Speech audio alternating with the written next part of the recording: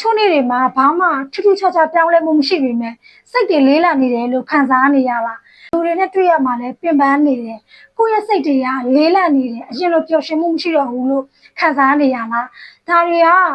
energy ကျတဲ့လက္ခဏာတွေဖြစ်နိုင်ပါတယ်ဒီလို energy ကျတယ်ဆိုတာကပြင်ပကအရာတွေကြောင့်မဟုတ်ပဲကိုယ့်ရဲ့စိတ်အတွင်းထဲမှာဖြစ်နေတဲ့အရာတစ်ခုခုကြောင့်လည်းဖြစ်နိုင်ပါတယ်ဒီဗီဒီယိုလေးကိုအဆုံးထိကြည့်ပြီးသွားပြီဆိုရင်ကိုယ့်ရဲ့ energy တွေဘာကြောင့်ကျနေရလဲဆိုတဲ့အဓိကအကြောင်းအရာကိုသိသွားပါလိမ့်မယ်ဒါအပြင် energy ကောင်းအောင် energy ပို့ပြီးတော့ပိုတက်လာအောင်ဘာတွေလုပ်ရမလဲဆိုတာတွေကိုလည်းအသေးစိတ်သိသွားမှာဖြစ်ပါတယ်အားလုံးပဲမင်္ဂလာပါရှင်ပြီးခဲ့တဲ့အပတ်မှာလည်းကျမတို့ energy ကောင်းအောင်ဘယ်လိုနေထိုင်ရမလဲဆိုတဲ့အရာတွေကိုပြောပြခဲ့ပြီးပါပြီဒီအကြောင်းအရာတွေကိုသိနေတယ်ကိုယ်တိုင်ကလည်းစူးစမ်းပြီးတော့လုပ်နေပေမဲ့ energy ကျနေသေးတယ်ဆိုရင်ဘာကြောင့်ဒီလိုမျိုး energy တွေပြန်ကျသွားလဲဆိုတဲ့အကြောင်းအရာတွေကိုအသေးစိတ်ပြောပြပေးသွားပါမယ်ရှင်လူများစုက energy ဆိုတာပြင်ပကအရာတွေလို့ထင်တတ်ကြတယ် positive ဖြစ်ရမယ်ကောင်းတဲ့လူတွေနဲ့ပေါင်းရမယ်ကောင်းတဲ့အရာတွေလုပ်ရမယ်လို့ထင်တတ်ကြတယ်ဒါပေမဲ့တကယ်တမ်းအရေးကြီးတာကပြင်ပကအရာတွေကိုယ့်ရဲ့အတွင်းစိတ်မှာဖြစ်နေတဲ့ emotion ကိုကြည့်ရမှာပါဘာကြောင့်လဲဆိုရင်ဒီ emotion နဲ့ energy ဆိုတာဓာတ်ရိုက်ချိတ်ဆက်နေလို့ပါဥပမာကို့မှာအရင်တုန်းကရရှိခဲ့တဲ့နာကျင်စရာတွေမဖြေရှင်းရသေးတဲ့ကြောက်ရွံ့မှုတွေစိုးရိမ်မှုတွေတခုဖြစ်လိုက်တဲ့ငါနဲ့အဆင်မပြေပါဘူးငါတော့ဒါတွေမလုပ်နိုင်ဘူးမဖြစ်နိုင်ဘူးဒီလိုမျိုးတွေးနေတဲ့အတွေးတွေက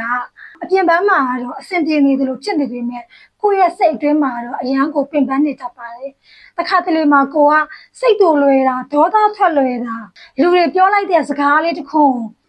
အလွန်အမဲစိုးရိမ်နေတတ်တာပေါ့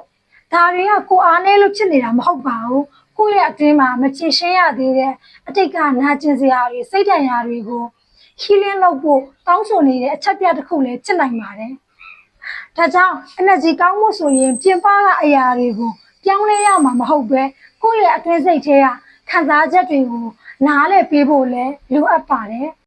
ဒါဆိုရင် energy ကောင်းအောင်ဘယ်လိုလုပ်ရမလဲပထမဦးဆုံးအချက်ကတော့ကိုယ့်ရဲ့ခံစားချက်တွေကိုလက်ခံပါလုံးဝမဖိနှိပ်ပါနဲ့ငါဘာကြောင့်ဒီလိုခံစားနေရတာလဲဒီခံစားချက်ကဘယ်ကလာတာလဲဆိုတာကိုယ့်ရဲ့အတွင်းမှာပြန်ပြီးတော့ရှာကြည့်လိုက်ပါဒုတိယအချက်ကိုယ့်ရဲ့အတိတ်ကိုနားလည်ပြီးပါအတိတ်မှာကိုဟာအမားတွေလောက်တာလဲဖြစ်ကောင်းဖြစ်နိုင်တယ်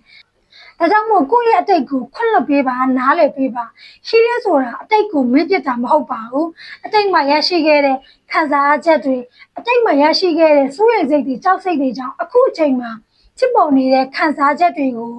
ပြန်ပြီးတော့အေးချမ်းအောင်လုပ်တာပါmeditation လုပ်တာတွေ journaling လုပ်တာတွေအသက်ရှူလေ့ကျင့်ခန်းတွေလုပ်တာကလည်းကိုယ့်ရဲ့အတွင်းစိတ်ကိုနားလည်စေပြီးတော့မှ energy ကောင်းဖို့အထောက်အကူတွေအများကြီးပြုပါတယ်ဒါကြောင့်ကိုယ့်ရဲ့ energy တွေကိုပြင်ပမှာလိုက်ရှာမနေပါတော့နဲ့ကိုယ့်ရဲ့အတွင်းစိတ်ကိုပြန်ပြီးတော့ကြည့်ပြီးတော့ healing လုပ်ကောင်းတဲ့ energy တွေကိုကိုယ်တိုင်ကဖန်တီးလိုက်ပါ self love healing နဲ့ပတ်သက်တဲ့အကြောင်းအရာတွေကိုဒီ channel လေးမှာညဝေပေးသွားမှာဖြစ်လို့နောက်ထပ်ဗီဒီယိုတွေမှာပြန်ဆုံတွေ့ကြပါမယ်အားလုံးပဲကျေးဇူးအများကြီးတင်ပါတယ်ရှင် bye bye